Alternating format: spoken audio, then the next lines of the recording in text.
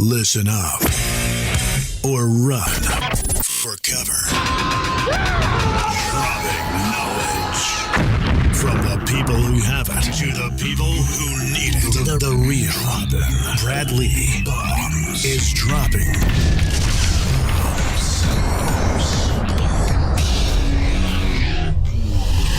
What it is, Brad Lee back again with another episode of Dropping Bombs. Today in the studio, kids, I've got a real celebrity, Frank Caliendo. What's up, Frank? I'm doing well. I'm taking big breaths and then using as much of that as I can to form the longest sentence possible and maybe not hit the T in it. Well, that would be a fantastic feat. Hey, and I'm using my radio voice right now. Yeah. Right, yeah, but it's a version of you, at least. It is. Some people get on and become somebody completely different, like me. That's my whole career, I guess. Should I look over here or should I look there? Because the camera's this way. Wherever you like, sir. All right, I get a little. This is me. You're going to get used to it, maybe somewhat. But I'm a little bit hectic and all over the place. Now, folks, if you guys haven't heard of Frank Caliendo, it's probably because you're not online, you're not watching television, you've never been around, you just got born, whatever the case may be. You just got born. That's one of my favorite. You just got born. There's got to be a reason they haven't heard of Frank Caliendo. Now, I'm from Las Vegas. You did a bunch of shit here. So yes, I had like a residency here in Las Vegas for a while at the Monte Carlo, which I don't even know if that's here anymore. They might have.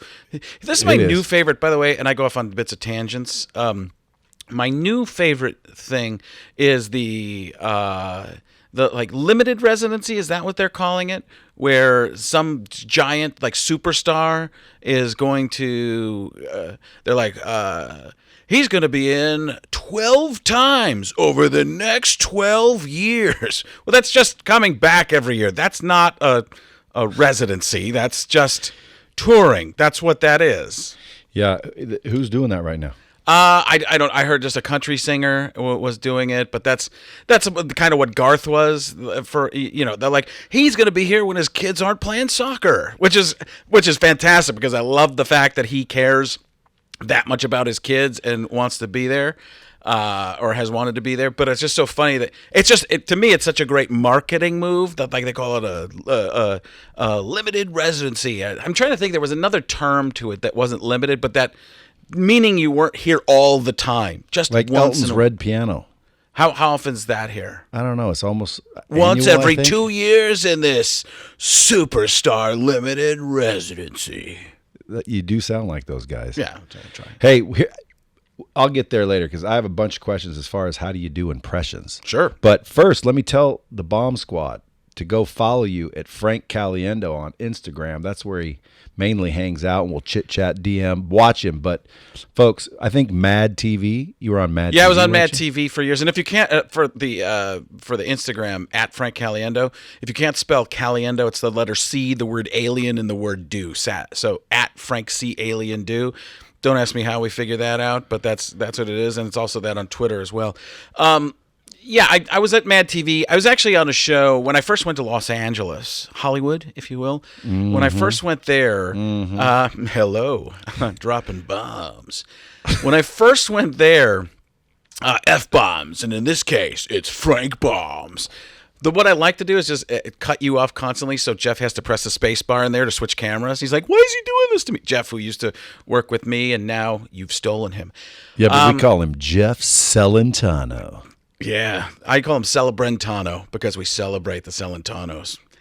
That's fab. Not always. So, in terms of television, I couldn't even, in 1998, 99, somewhere, I graduated from college in 96. This is actually back then. So I graduated from the University of Wisconsin-Milwaukee in 1996. I started doing comedy pretty much immediately. I went to school for broadcast journalism, and I was like, I don't want to go...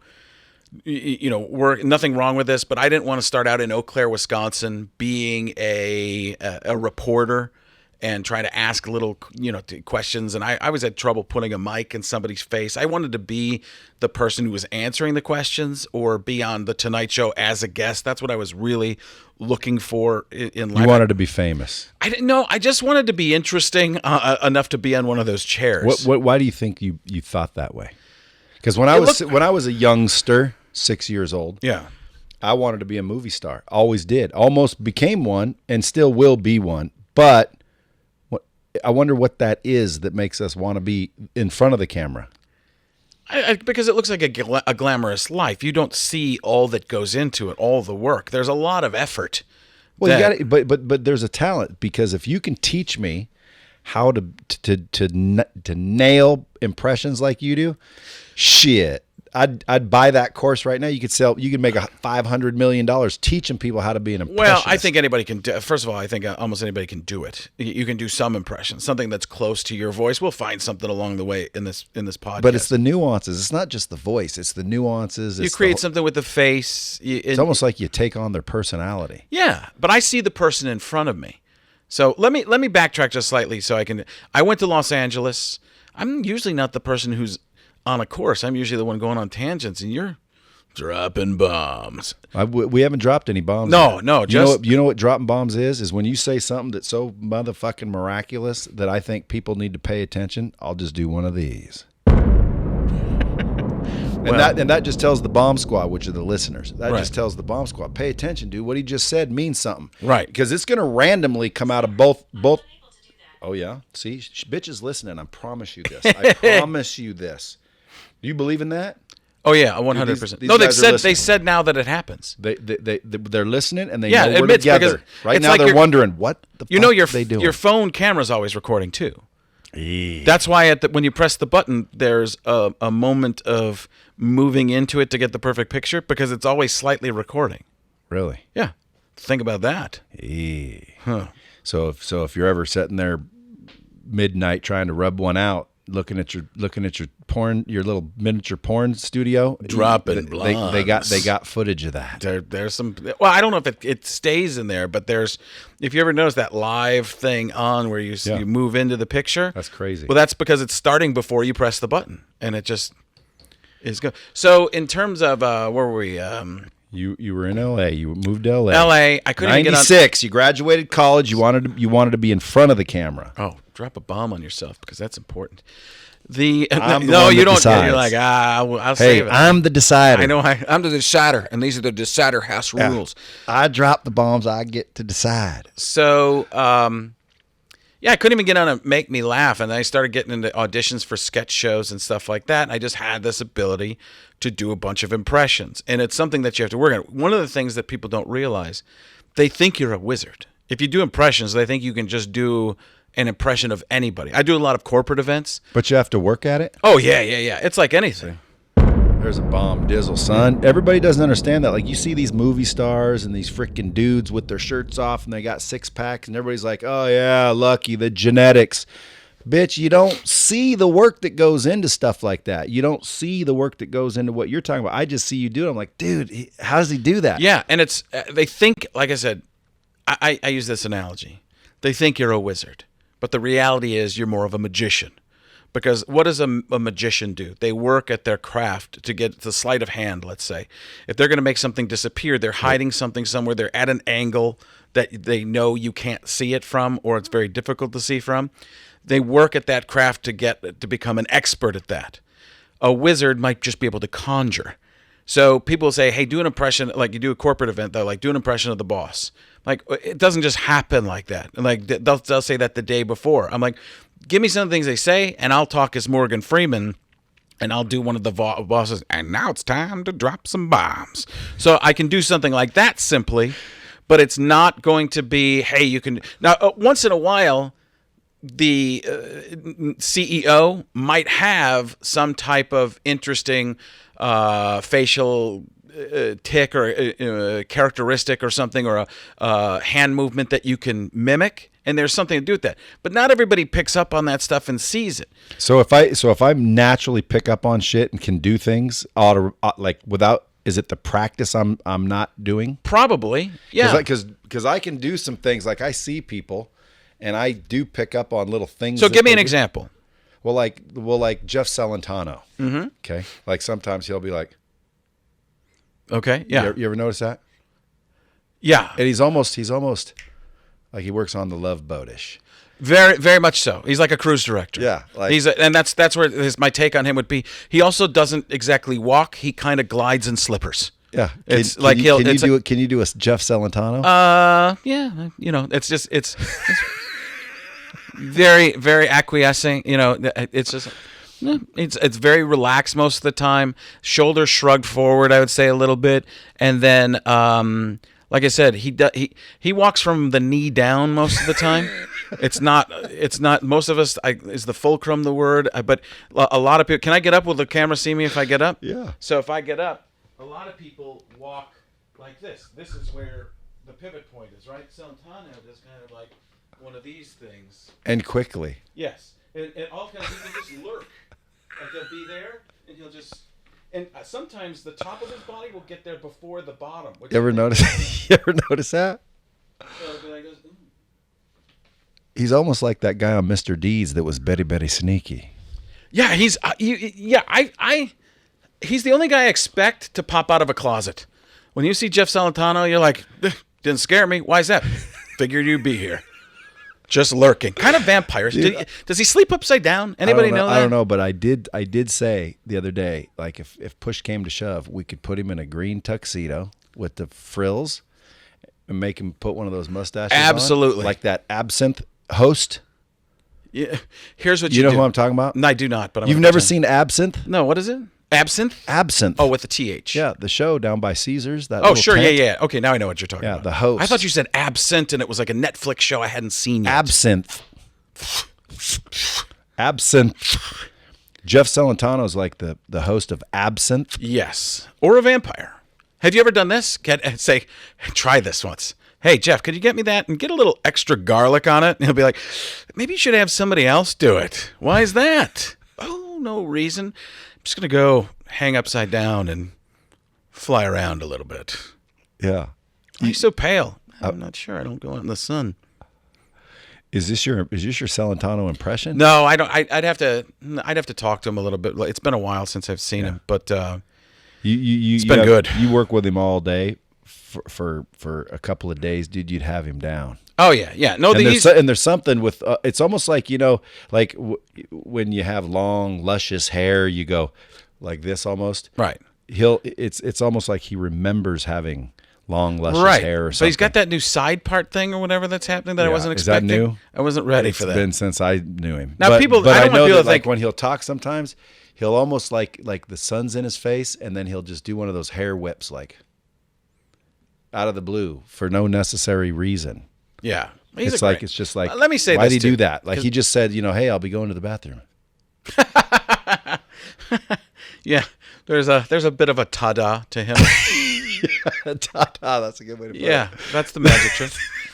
But Jeff is a tremendously talented person though too, because the music he would just off the top of his head he could just play anything. Who can take a rainbow? No, but he's very good. Can you imitate singers? Can you do an impression of a kick-ass singer? I've never been great at it because I just always felt like all you could do is rhyme with it. Like if you did a singer, dude, you're a master of impression. Yeah, but so you should be able to make an impression of Steven Tyler at the top of one of those notes. Right, but that would be able to get into that register first. I don't think I probably could. But the other thing is, I never worked on the singing aspect. You use the word register. Now you're getting all technical and shit. Now we're getting into the craft. Oh yeah.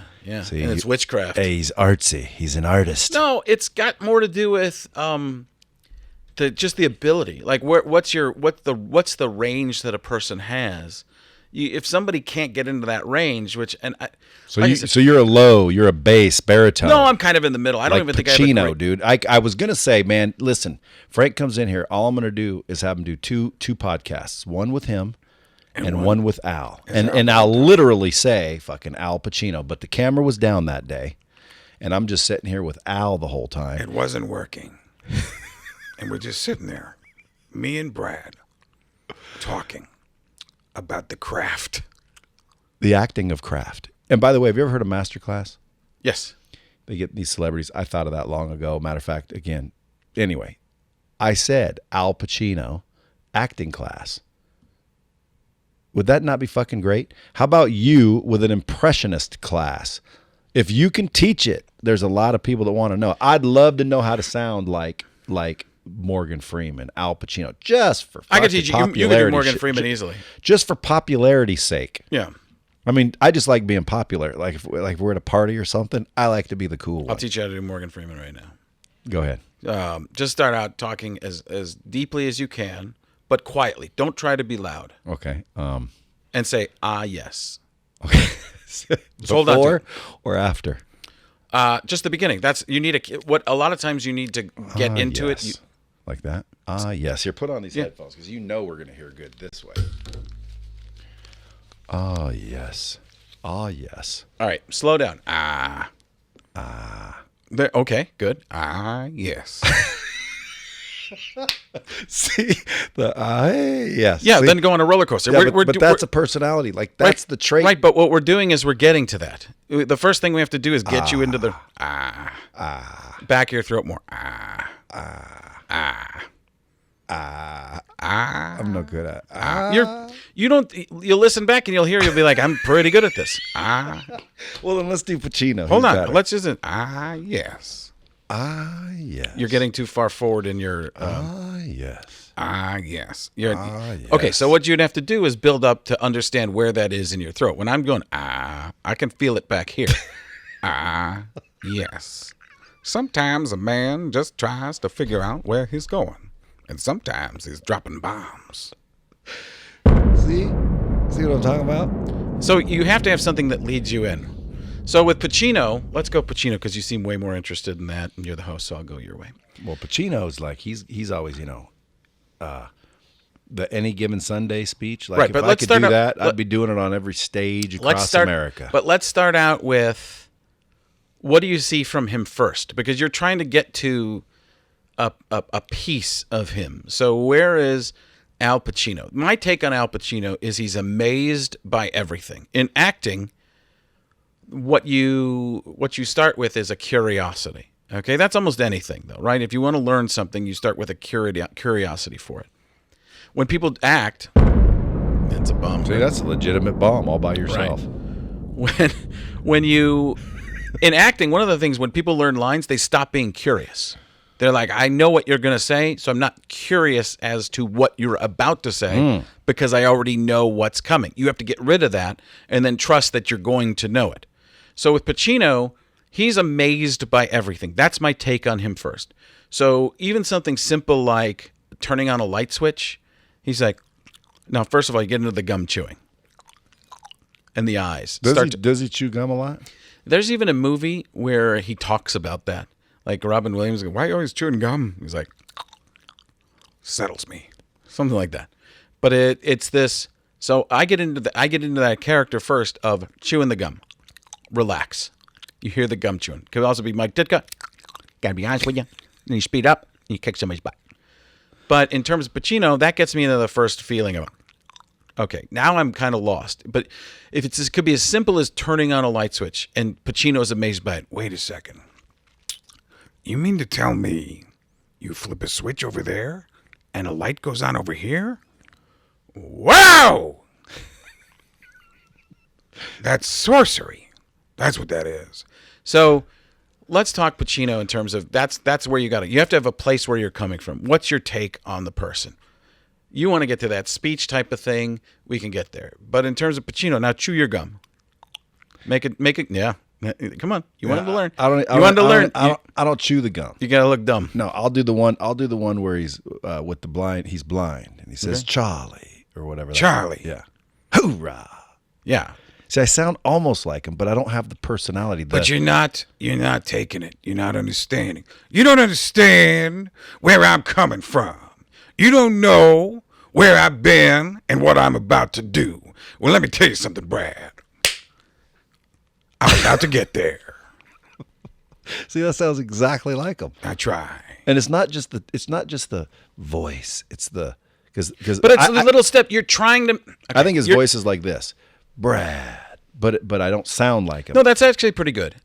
I know who you're doing there, but you're doing everything you probably teach, because this is outside of your world. Oh, right, entirely. So outside of your world, if I were to tell you, go run I'm going to teach you how to run a company, right? If I'm you and I'm saying, are you going to just be able to run the company? No. You're going to have to find out what that company does. Mm-hmm. You're going to have to find out the different steps along the way, all the different departments, wherever, from the mail room. How do people ascend within the company? What do we make? What's our mantra? What's our thought process? What's our marketing plan? What are all these different elements? When you say I want to do an impression, I've got to take you through all that. I can't just teach you how to do a voice.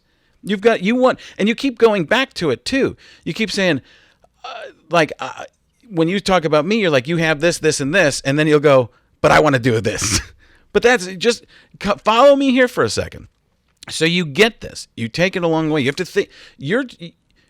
I think, and most people think that it's different than creating a company or being an executive or anything. It's not. It's a process. Motherfucker better pay attention. That's so funny. It's true. But if you were gonna do an impression of me, you would have to be like what it is. What it is. If you were gonna do an impression of me, you'd have to be. Dude, I'm not Texas. I'm not from Texas. You give me time. I'm not a wizard. I'm a magician. Listen earlier in the show. Dude, if I sound like that, I'm cool. I'm cool. Yeah, you are. Come on. Hey now. That's what I'm talking about. You sound almost like me mixed with Morgan Freeman. Ah, yeah, sonny. It's almost like it's like me trying to do Morgan. You're more here. You're somewhere in there. It's a little breathy and a little less. Who have you been working on as of late? I've been doing a lot outside of the impressions, working on stuff because I'm so pigeonholed as an impressionist that I want people to know that I do other stuff and I'm working on that. I'm not only am I pigeonholed as an impressionist, I'm pigeonholed as a sports impressionist. Yeah. So do you do Harry Caray? Yeah, I mean, if the moon was made of cheese. No, you're doing that's Bill Cosby. What are you doing?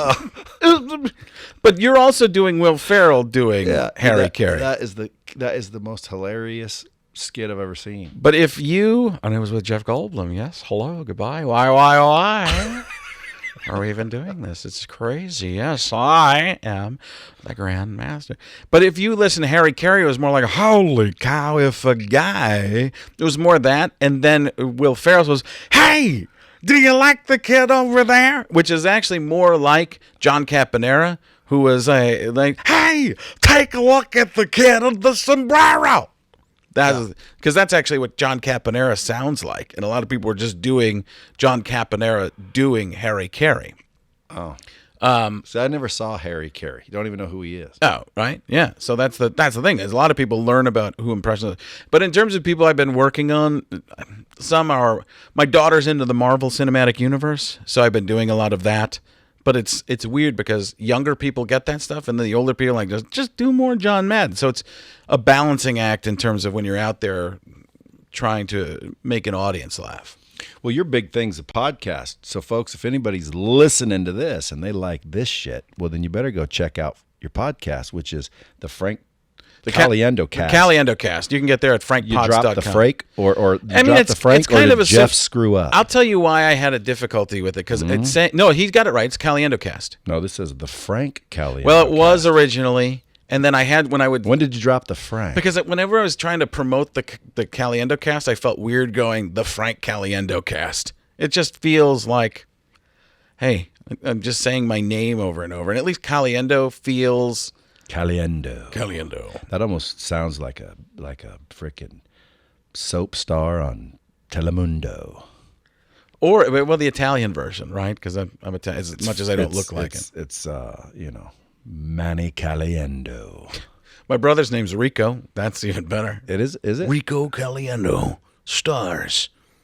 As the bookkeeper. Hey, do you get hired for voiceover work a lot? No, I don't do a lot of it. I don't. Because you sound. I mean, and if you couldn't, you could. That's the whole thing. Like if I wanted to do a commercial or a joke parodying somebody, you're not going to go, a lot of them won't even parody themselves, but I can't go get Barack, but I could hire. Let me be clear. Here's the deal. If you try to do somebody outside of politics, they can sue you.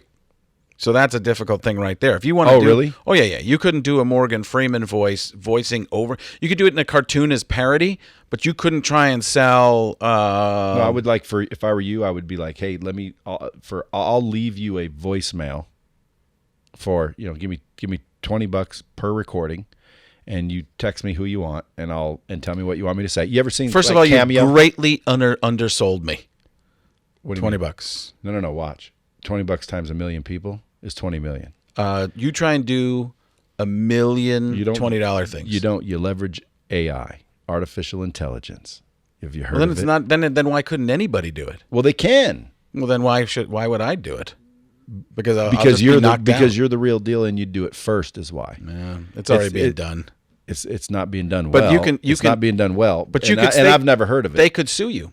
But like, for example, they can take Barack or Clinton or anybody and make it look like they actually said some shit.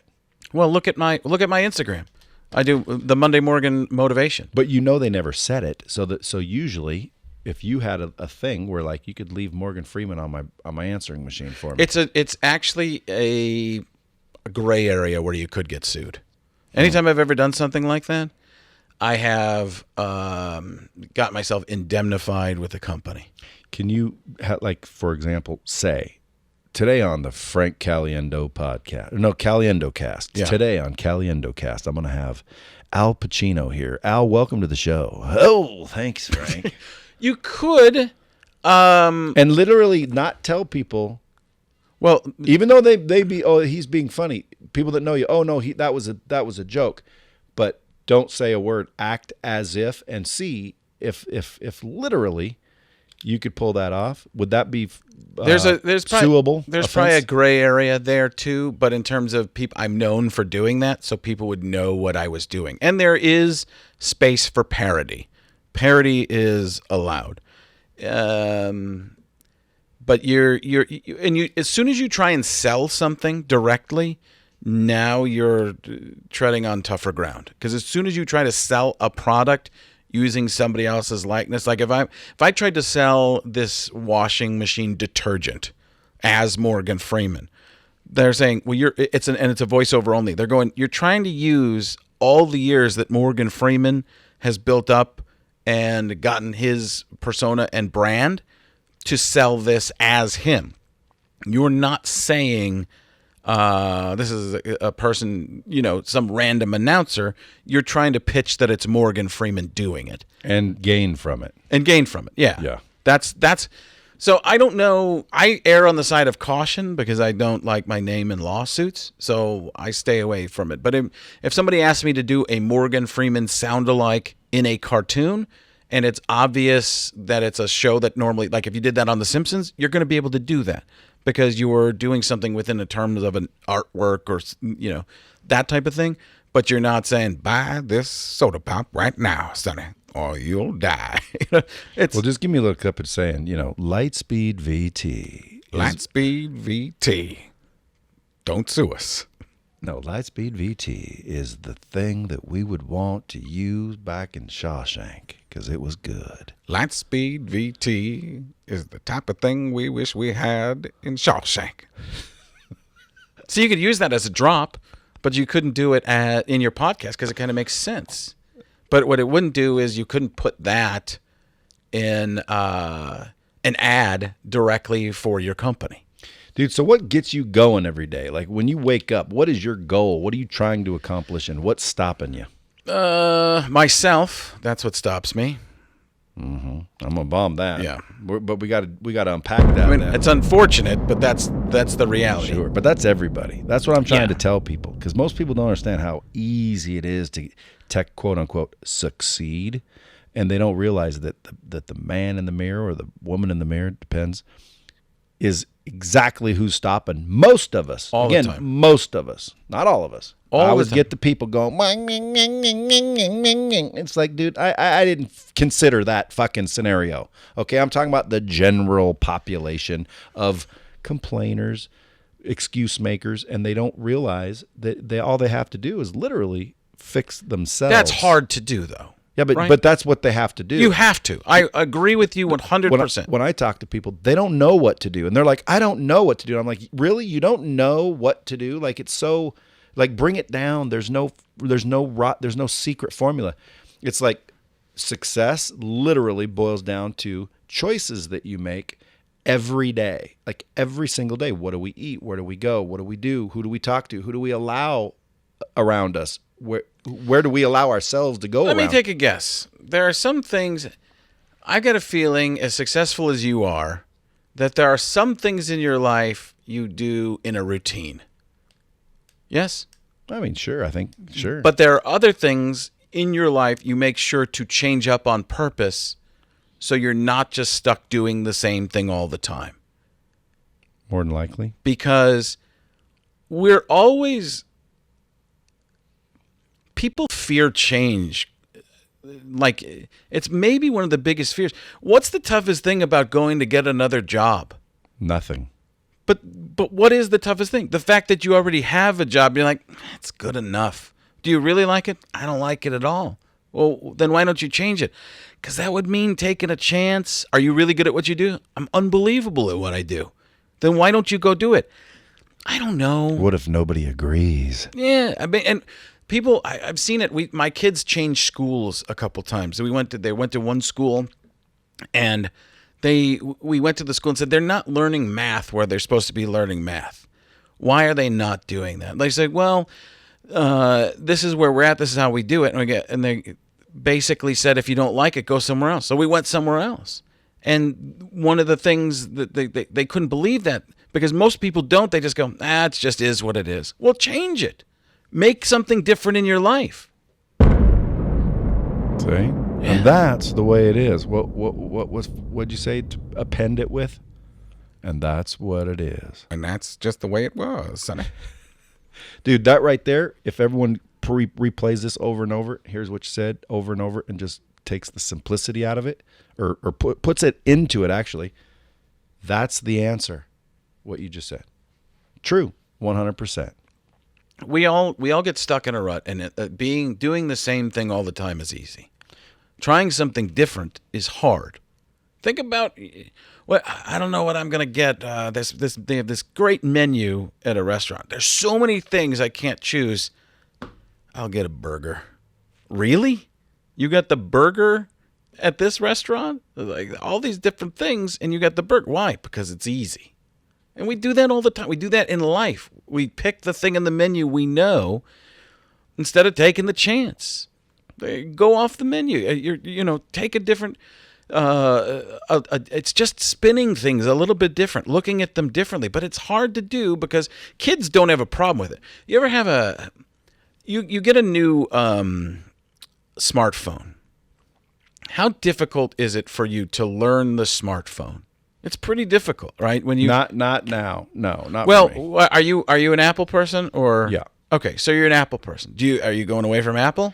Probably. Okay, eventually, because you're that type of person. No, because Steve Jobs died, and now they don't give a fuck anymore. Now they're starting to slack, and they're starting to cut corners, and they're starting to, planned obsolescence. If you're familiar with that term, I'm not. Well, it means that they're planning on shit breaking, so there's a profit in it. Oh. They're going to make it obsolete. Planned obsolescence is me going, hey, this is iPhone 11, it's $1,400, but iPhone 12's right here, and all we're doing is changing the camera, and then everyone will go buy this. Or it now comes in pink. Yeah, or this is going to break soon, so they have to replace them. So like remember those styluses? Right. Well, if this had a stylus, there used to be a spot for it. Like, hey, that's convenient, that's cool. Well, now if you took a stylus out, there'd be no spot for it. Why? Because they want you to lose the stylus. Right. They're $120 a piece. Why do they have a glass? They have unbreakable glass, but yet we use the breakable kind. So when you go crack, oh, come fix that. That's planned obsolescence. Right. Well, that's business too, though, right? Yeah, or is it not? Well, yeah, it is. So let's say you need to learn a new iOS or a new operating system on the phone. Yeah, I tried when I to switch. Didn't like it. Right, and that's the difficult thing because you're stuck in that. But what will a little kid do? What will a child do? Explore. They'll explore your phone. They'll take a phone because they're not worried about losing any information. They don't care. They don't care about the ramifications of what they're doing. They're not even thinking about it. They're just like, what does this do? What does this do? What if I do this and press this and go this way? Childlike curiosity. It's all curiosity. How much would you pay for childlike curiosity? Is there a course for that here? Yes. I'm contemplating courseware as we speak. Yeah. I mean, but how do you do that? Because we get so stuck in worrying about what people think about us. $397 and I'll let you know. Yeah. Dude, one way you do it is first of all, you have to be aware, in my opinion, because a lot of people are not aware of things. Therefore, it's below their radar. As soon as you bring it on your radar, all of a sudden you can deal with it. So the fact that kids learn like sponges when they're young, why is that? I'll bet you anything, if you mentally chose to, you could go back to that childlike curiosity and gratitude. Gratitude's another thing. Usually with the small child, you give a small child a paperclip, they're like freaking overwhelmingly grateful. It's just a fucking paperclip. So as we get older, we get entitled through our parents or whomever's teaching us. School for sure. Friend groups, which I didn't even know was a term until my daughter started using it. Friend groups? My daughter uses. She talks about in my friend group. I'm like, wait, back up a second. Where did you get that from? What's a friend group? Well, that's the people that I hang out with on a daily basis. I may break away from my friend group to transition to another friend group. I'm like, wait. And it's okay to have multiple friend groups. Right, but your main friend group is the group of 6 or 7 people. I never had that. I was just friends with just about everybody. I never fit into one group. I was kind of a weirdo in those terms. Yeah. But it's like a clique. Yeah, but you got your cliques. But they made a better term for it that sounded like there was less of a derogatory feel to it, and made it friend group. So it could be any friend group, but it's a clique. That's really what it is. But these terms they have, I'm going where, and the teachers are talking about this. But how old? She's 13. Yeah, because I got a 4 and a 6. Yeah, right get now. ready. What boys or girls? I also got like a 30 something too. So right, they're 2 girls. 2 girls. 4 and 6, beautiful too. Yeah, real good luck. Yeah, I'm not happy about that, dude. Because I'm telling you, dude, I've heard about some crazy shit, more of your daughter's age, that they're doing at parties that you don't want to even think about. It's like, what the hell is that? Have you heard any of these things? You don't want to. Don't let her go to any parties. I'll put it to you that way. No. Like if even if they say there's a chaperone, right? Ain't no damn chaperones from what I'm hearing. But again, depends on what neighborhood, what school, what friend group we're talking about. But there's a reality to that, like everybody's judging everybody all the time. When you're a kid, when you're very little, your parents are kind of your conscience and they're corralling you. But then you start to worry about what everybody else is thinking of you. Why is that? Because I think it's got to be human nature or just culture. I mean, that's our culture. But that's what needs to. I preach, like, to not worry about what other people think of you. Worry about what you think of yourself, because that's what truly matters. At the end I of the struggle day. with that. I almost went Trump tremendously. I struggle with that quite a bit. Even comedy. I'm gonna break it into a specific here. So for my life, comedy has changed. When I was a kid, and even before I was a kid, comedy was set up punchline jokes, right? Jokes were what people did. You mean like a Shecky Green? Yeah, but I'm talking about Buddy Hackett. Take my wife, please. How old are you? I'm 40. I was born in 74. So what am I? So 45. See, I'm older than you. I could see it. And you must have had like old soul parents, because I didn't wasn't listen to soul. Buddy fucking Hackett. No, I'm just saying people that I know about. It's not that I would see them on the Love Boat or something. But that's, if you look, I'm a comedian, so I know some comedic history. You probably know more about business history. What about Louie Anderson? Top 5 answers are on the board. Survey says I'm dressing like a lady all the time. Hey, it's Louie. Hey, how you doing? Hey, I like to eat things. Ah. Hey, Louie Anderson.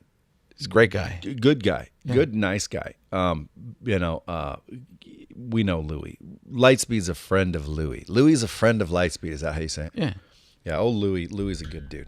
But when you start to, get to know Louie, like, dude, he's been doing this a long ass time. Yeah. Like, if you said Shecky Green to him, he'd be like, oh, Shecky and I used to open, like. Yeah. I don't remember any Shecky Greens. No, I or don't- Buddy Hackett, wasn't he the cross-eyed dude? He might cross his eyes. He was a chubby guy. Yeah. But here's the thing. So that when But you're young, dude. You should be talking about like freaking. well, I'm trying to get there. I'm trying to tell you about different things. So jokes used to be what comedy was. Fucking timelines like you're 90 or something. Yeah, but you have to start at the beginning. Okay, go. Okay, so if you can't get to where I'm going without knowing what the transitions are. Okay. So then it became comedy went from joke telling to a little bit more of storytelling, but with still the jokes. Then, as it's gradually progressed, people are almost having conversations with the audience, and the jokes don't necessarily happen punch, punch, punch, punch, punch. It used to be that you had to do set up, punchline, set up, punchline, set up, punchline. And now it's about being interesting with funny moments. Yeah. There's an Or evolution funny to that. stories with funny punchlines and They lessons. they aren't even always punchlines anymore. Do you do a lot of speaking? Some, but it's more comedy. But it's in terms of there's a big difference between speaking and talking. No, there's a big difference is. between speaking and doing comedy. When you are a speaker, if you are funny from time to time, people will be like, "That's a great speaker." If you're a comedian and you're funny from time to time, people are like, "Wasn't a very good comedian." You know what I mean? Yeah. What are the parameters? What are the expectations in that situation? If you go to a play, everything doesn't have to be joke, funny. You can build to each moment. As a comedian, people are like, I want to laugh. So what are your expectations going into a situation? That can change your whole experience. If you ever see a comedian open for a band, I've been asked to do it a lot of times. No way. Because that audience is there for that main band to sing, hear their songs, even they're in a mood for that beforehand. You go and tell jokes, they're like, this is wrong. There's only one band that you could open for in that regard. Who would that be? Steel Panther. Why would you say that? You never seen Steel Panther? Isn't it a heavy? They mock heavy metal. Yeah, In other words, they all got long hair. There's one dude named Moxie or something like that. Right. Foxy, Roxy, something. You know, and the lead singer is like, they're always rude. Like, you know, I'll bang your lady. You know, Right. It's basically a rock show where they're very good, actually. They sound really like the band themselves. right. They do cover songs of all the heavy metal bands, Yeah. hair bands, but they're also funny as shit. So I bet you a comedian could open for that would help. that. That would help. But again, what did you do? You changed the expectation of the main act yeah. there. So the expectation is funny. Going to see Celine Dion, there's not a lot of laughing. Yeah. And that was one of the people that no came, one's expecting to. right. It's Do you think their intention is partly, you know, the reason somebody kills a room? Like if What do you mean? if I'm coming to see somebody funny and they're not funny, that's a letdown. But what if I came to see someone not expecting them to be funny and they're funny as hell? But that's what I'm talking about as a speaker. A speaker doesn't have to be hilarious to be considered funny, because you're going in there going, I'm here to get information first. And if they're entertaining and funny, you're like, that speaker was incredible because they made it fun to learn and get the information. Yep.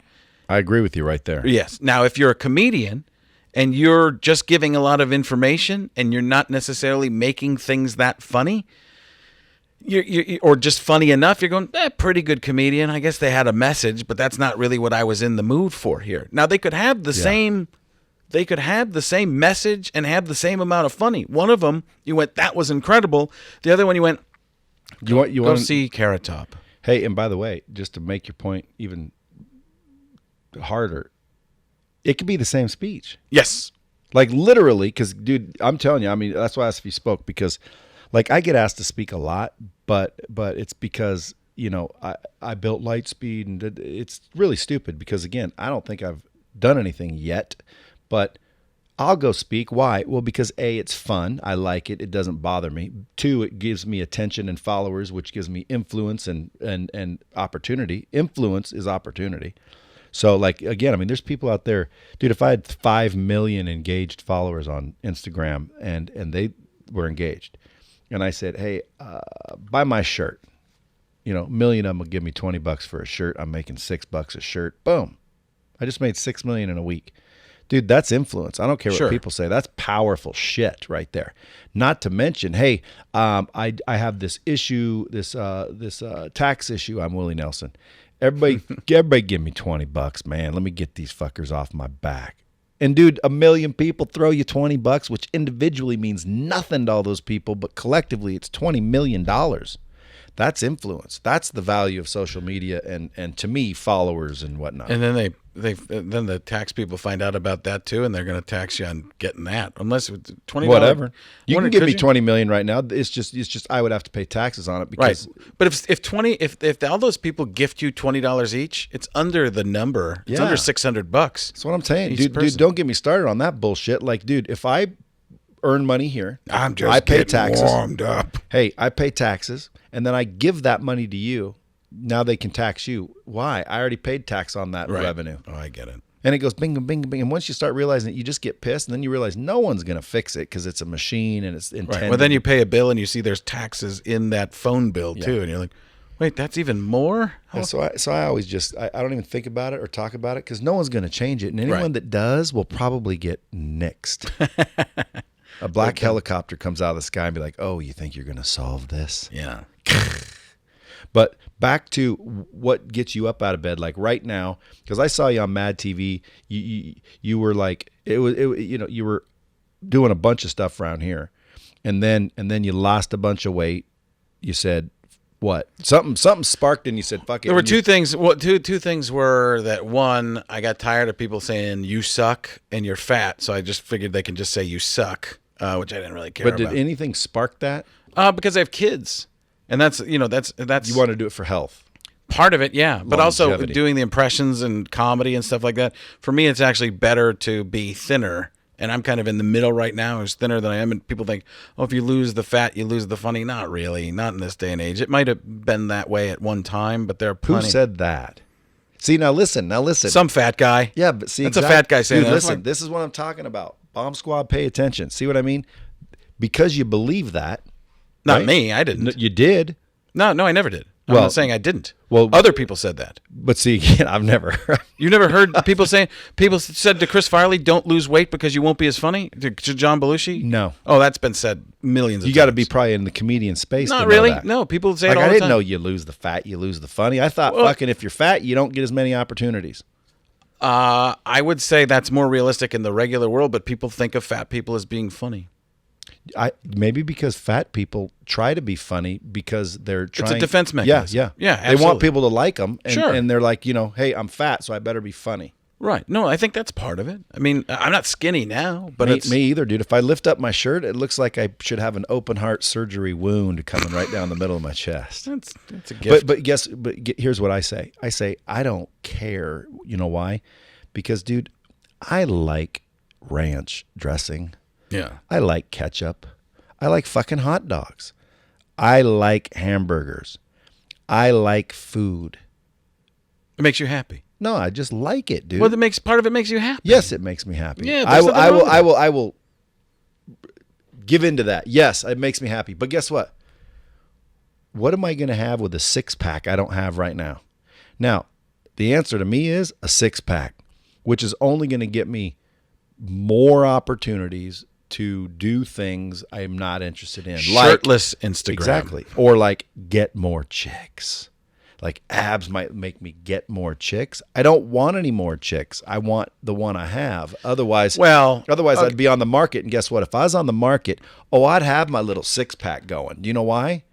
To increase the potential. To increase and maximize the potential. Even so, people are so dead set on looks. Let's say you had the 6-pack abs and you could just go on with your current Instagram and you could do other fitness posts. You could grow a different audience as well faster. But you pick and choose. You're doing well. I like ranch. Yeah. I don't want to have abs. No, ranch. That should be a shirt. There's your shirt. I like ranch. I don't need abs. I love ranch. dude, I just like ranch. I mean, because one night, this buddy of mine, he's just ripped to shreds. And I'm always like, fuck, dude, how do you do that? And one day we were sitting there, and I've been working out hard and doing the protein and the bullshit, and like really, I was down to about 10% body fat, which is, you're starting to look pretty damn good. Yeah. You know, you're probably 2% away from abs, like rock hard abs.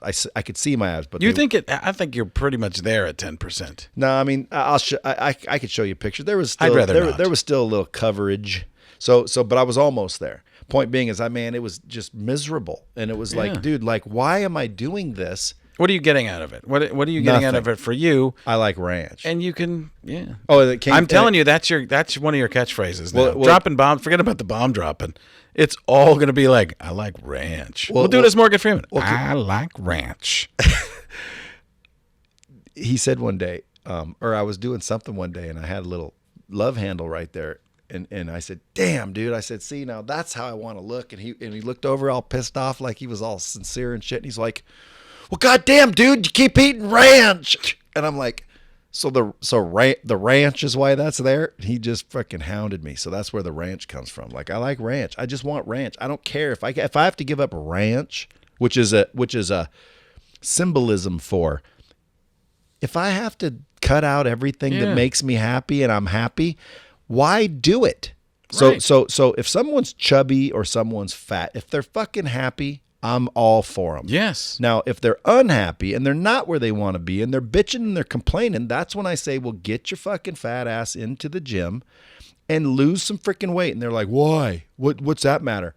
Dude, you get more opportunities the better in shape you are. I don't know why that is. Because people are very visual. It's fucking true. And it's because we're judgmental. It happens tall, too. I'm short. I'm 5'6". But there's a reality to height, the skin tone. There's all kinds of stuff. People are prejudiced against something about everybody every day. Some things are worse. So what are you going to do? Yeah, I can't change my height. I can't change this. I can't change that. Let it go. Hey, you're talking to yourself?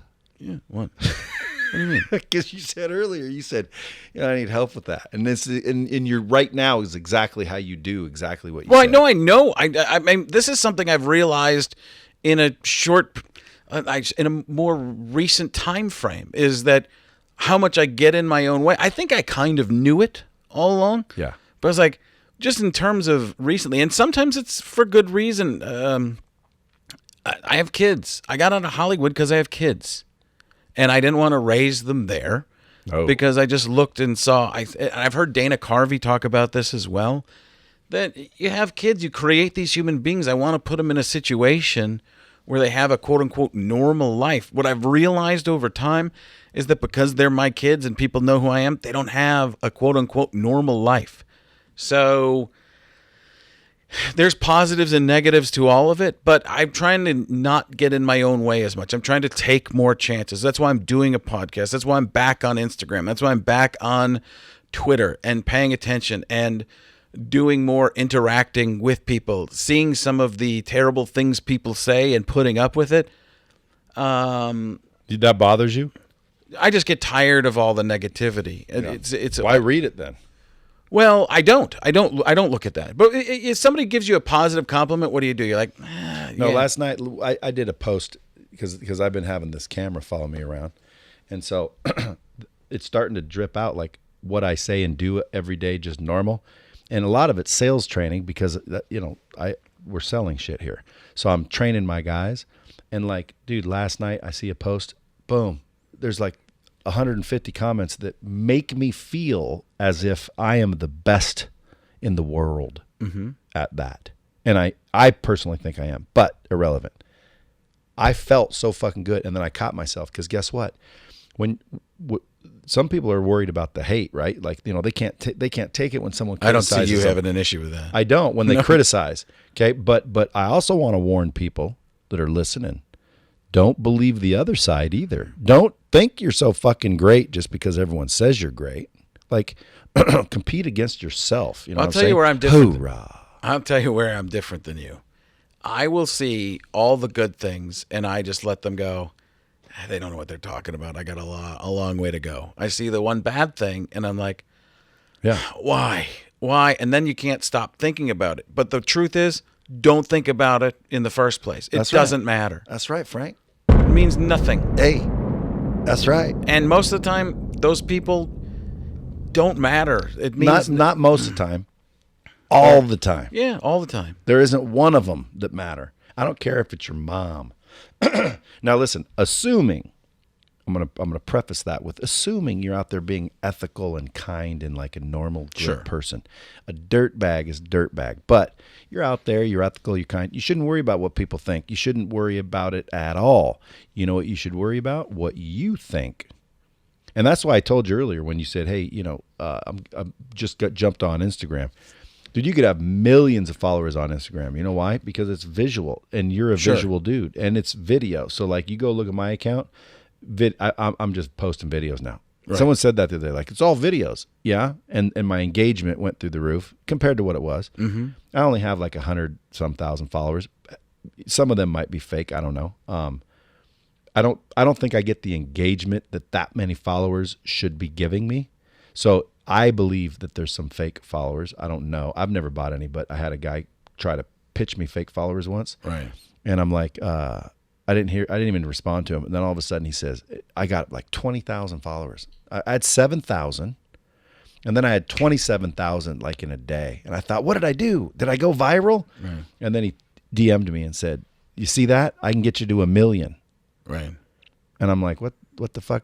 What happened? Well, I'll probably get a bunch of those. You don't want those, dude. No, I don't want those. But it's funny because after being on your podcast, I'll have, because of who you are and what you do and your ascension, you'll get followers. But not only that, but people will start pitching me. Like I've had that happen, like doing my Let's podcast too, and some of the other influential business people. Yeah, you get.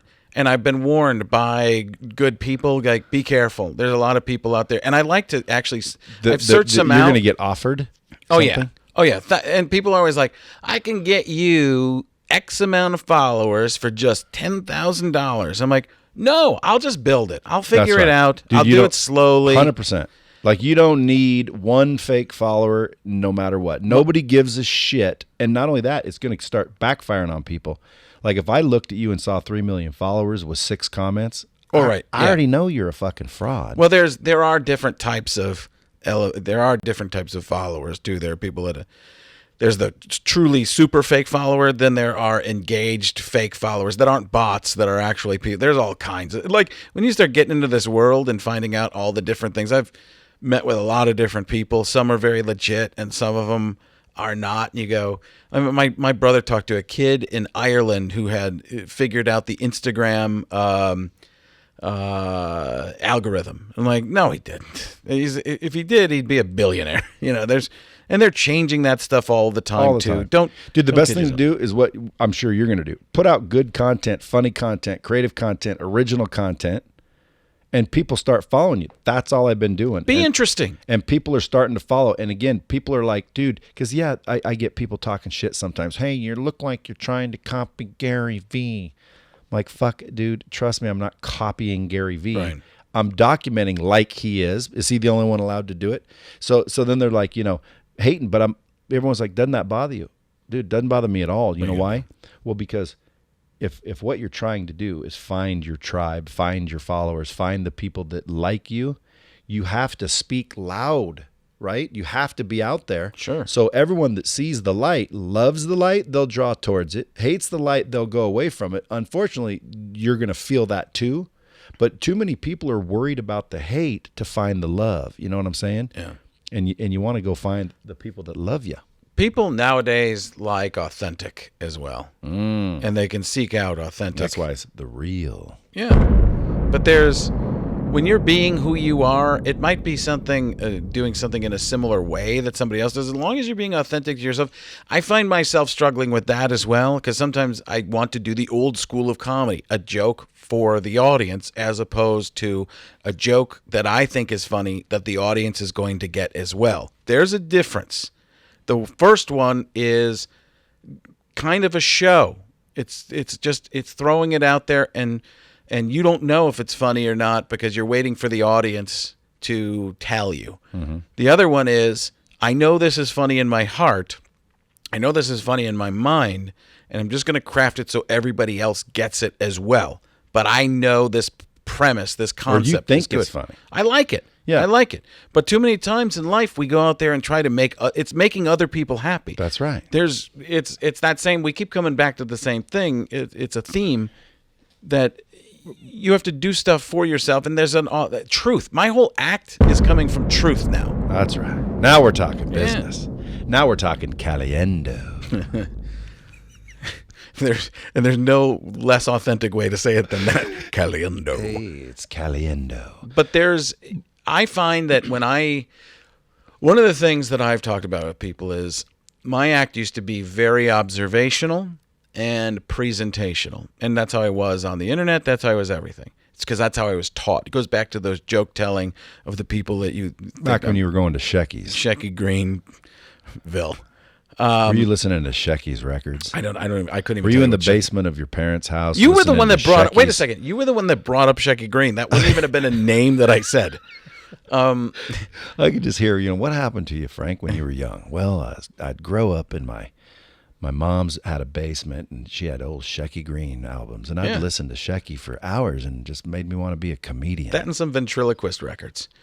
But which were are you a ventriloquist too? Yeah, it was just a ventriloquist caught by the mob.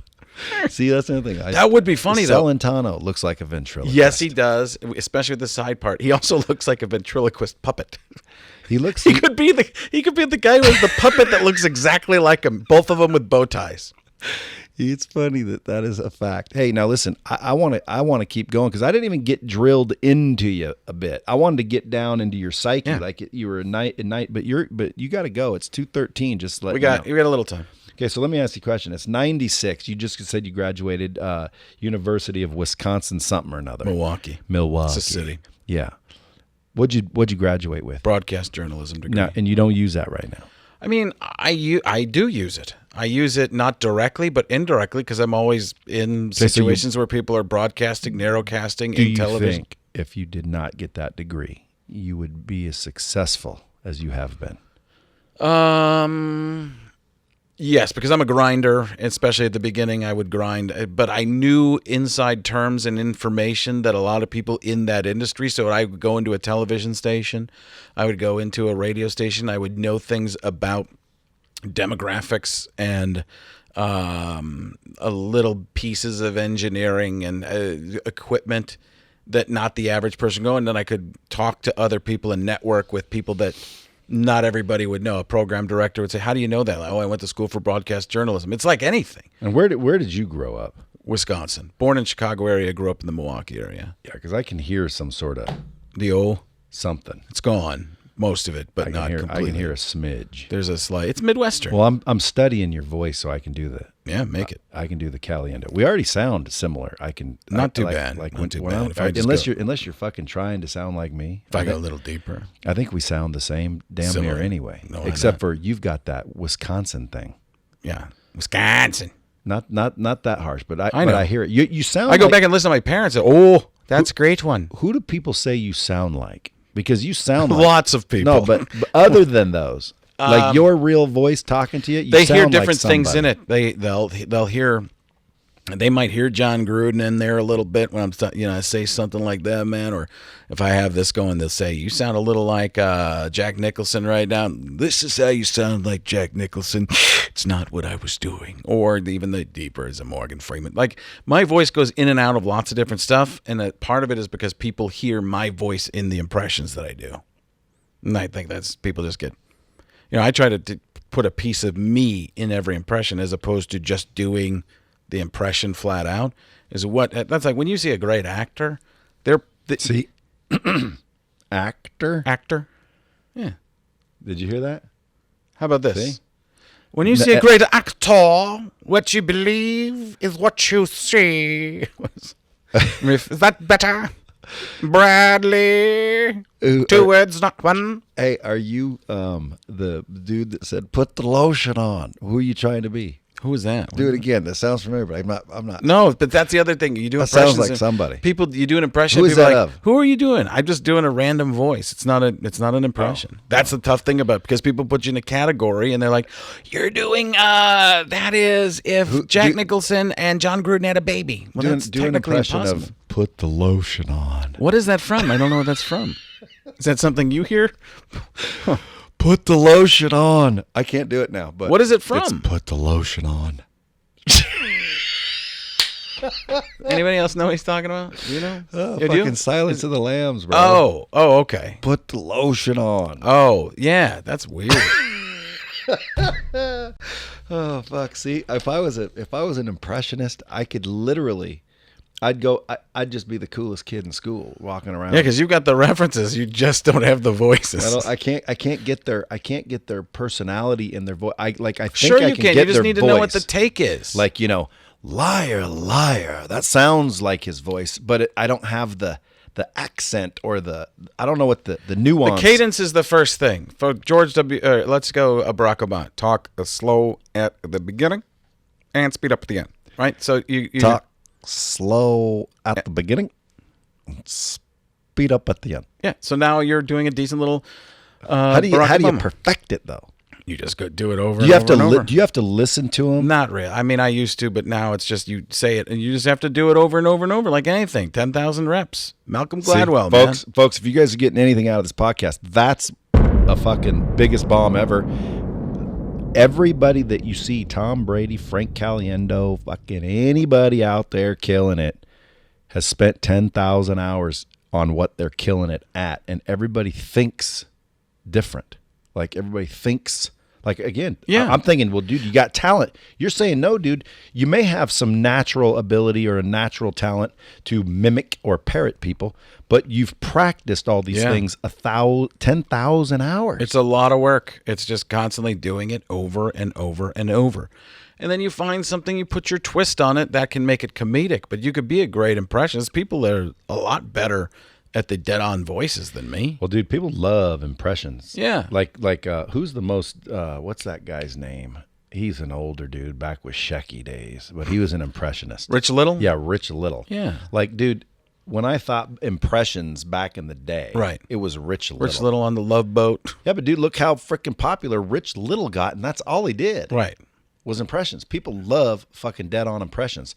And then like Matt McConaughey or Brad Cooper did somebody. Like one of those can do like one impression. A super famous person doing an impression of another person usually gets a lot of... Dead balls on though. Yeah. See, that's the thing. If you were kinda good, I wouldn't probably even know who you were. I know who you are because your fucking impressions are dead balls But accurate. not just that, I have the take on them. It's what's the take? Because there are people who are better at the dead-on impression, but it's what draws it out.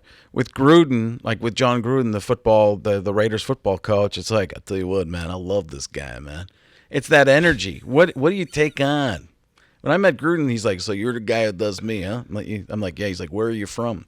I looked up where he was from, so I said that. I was like, Sandusky, Ohio. He's like, really? I'm like, no. He's like, good, because you were blowing my mind, man. Some good stuff right there. Bradley, Hey. dropping bombs, man. Hey, isn't Gruden doing the Raiders now? Yeah, he's doing the Raiders. Yeah. He's the coach of the Raiders. They'll be here in another year in Vegas. So but you moved, or did you live? You lived here when you were doing all the shows. No, I was living in Phoenix still. I was going back and forth. Why? Why Phoenix? It was just a place in the Midwest where people didn't want to be cold anymore. Phoenix just seemed to be right. It was a hub. Vegas is like Phoenix with more cool shit. Yeah, a lot of distractions. Well, that's what it is. Oh yeah, you had family. Yeah, it's you more had that. family. Yeah, Caliendo family. Yeah, and family's important to the Italians. For me, it's slowed me down in career, but I'm happy. I also believe in. Did you have a Beaver Cleaver family? The more I look back on it, no. I mean, you both kind of- parents. Yeah. You know, I don't know if they liked each other the whole time. well behaved. Yeah, no drink. My parents didn't even drink. My dad would have a beer, and we'd think that was weird. Yeah, even so- growing up in Wisconsin. See again, good parenting. I didn't have terrible parenting, but I'm trying to figure out, is there nurture or nature? There's a little bit of both. Everything, there's nature. I have two kids. They're completely different. You know, one's a rule follower, the other's a rule breaker. And they're the same kids. I mean, they're the same family, same nature, same nurture. They're just different people. So that is different nature. You ever heard of Marshall Silver? Uh, He's like a NLP hypnotist, kind of did Vegas a little bit. okay.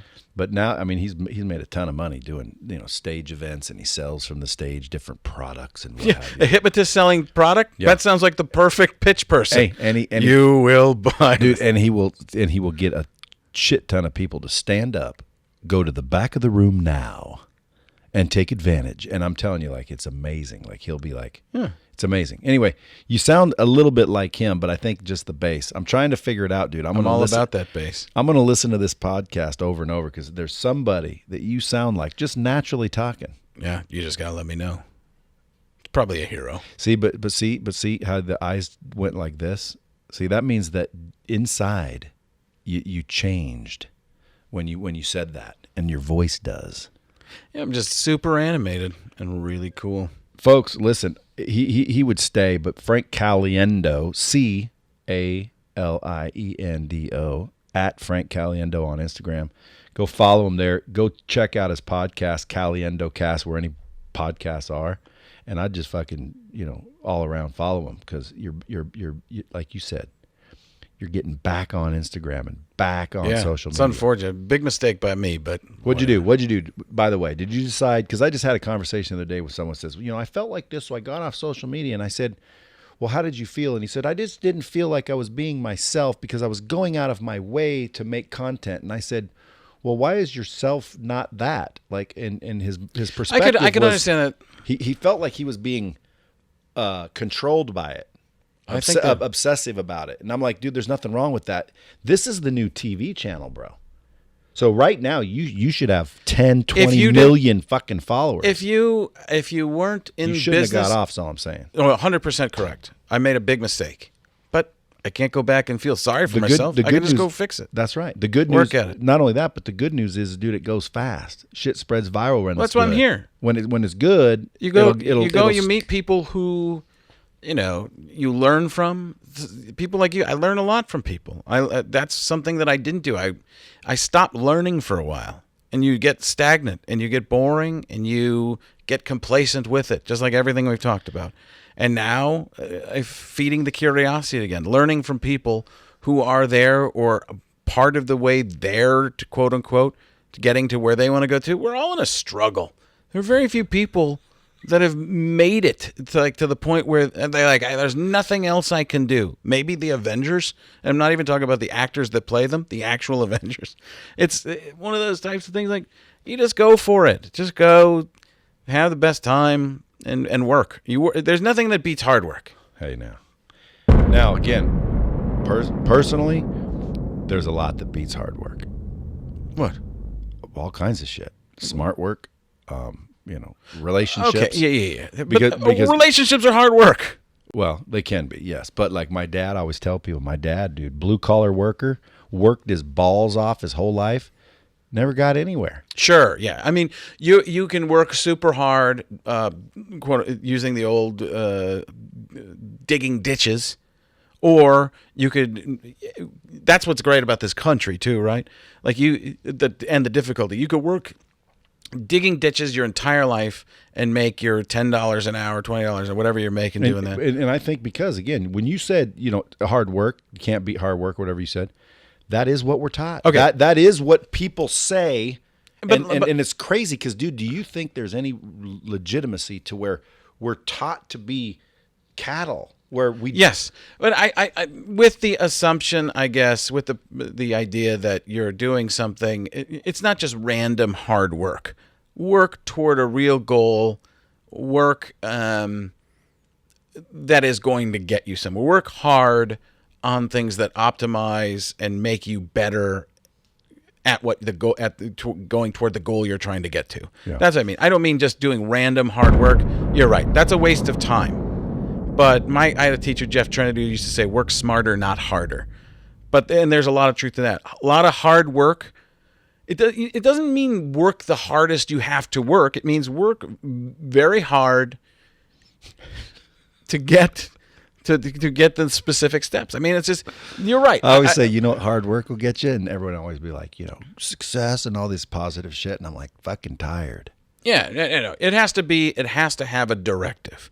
You have to assume that you're on the right path in the first place, but just to work hard means nothing.